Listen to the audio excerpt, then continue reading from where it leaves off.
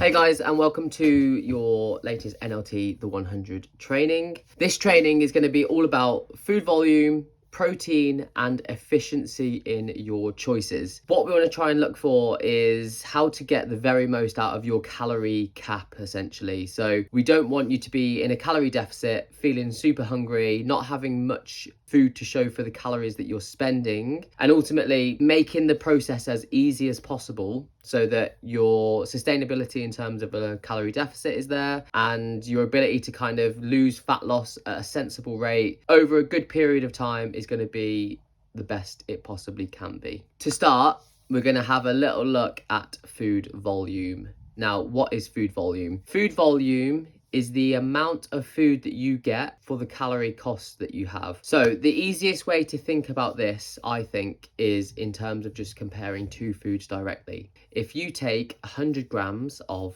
Snickers and 100 grams of lettuce, you're going to have the same volume of food. You get 100 grams from both. However, the calorie spend is going to be very different. For a Snickers bar, 100 grams worth, you're going to get 488 calories taken up. For the lettuce, with 100 grams, you're only going to be spending 14 calories. That for me is a real stark contrast between the two, whereby you're having 100 grams of both, but you're getting 488 versus 14. That's the easiest way to sort of think about food volume in the amount that you can get. So how do we apply this to fat loss, staying in a calorie deficit, making it work as well as we can for you? Well, ultimately, we want to try and give you as much food volume as possible. Now, we're not going to argue potentially that lettuce is any nicer than Snickers. We won't do that.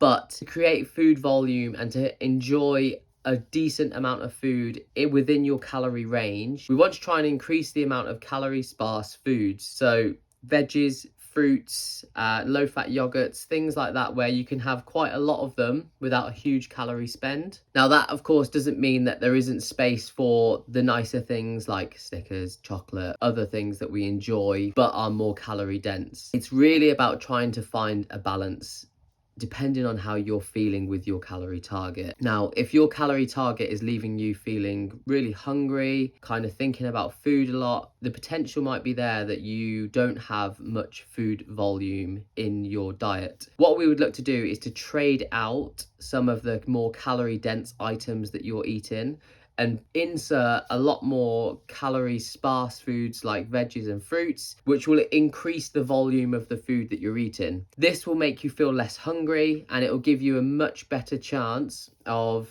sticking to the calorie target that you've got and not feeling like you're withering away or that you're struggling to get enough food on board to stop you from feeling hungry. Not only that, but having a higher volume of food also just takes longer to eat. If you have a main meal where you're adding a lot of volume via extra veggies or fruit after dinner, for example, that will make you feel like you're eating a lot more. It will take you a lot longer to eat, and you're much more likely to feel full after eating a higher volume of food. But as I mentioned before, it's all about finding the right balance for you. We don't just want to eat rabbit food all the time. I completely understand that.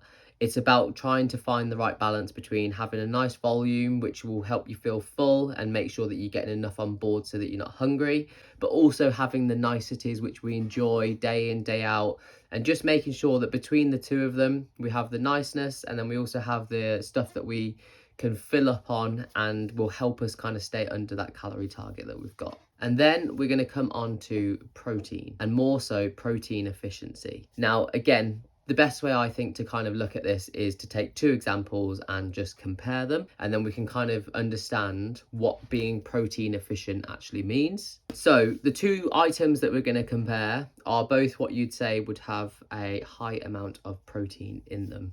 On one hand, we're going to look at peanut butter, and then on the other hand, we're going to have a look at everyone's favorite, a classic protein yogurt. So peanut butter per 100 grams has 25 grams of protein, which sounds fantastic, but the calorie spend is north of 500 calories for 100 grams of peanut butter. If you have a look at a protein yogurt, per 100 grams, it's typically going to have between 10 and 12 grams of protein.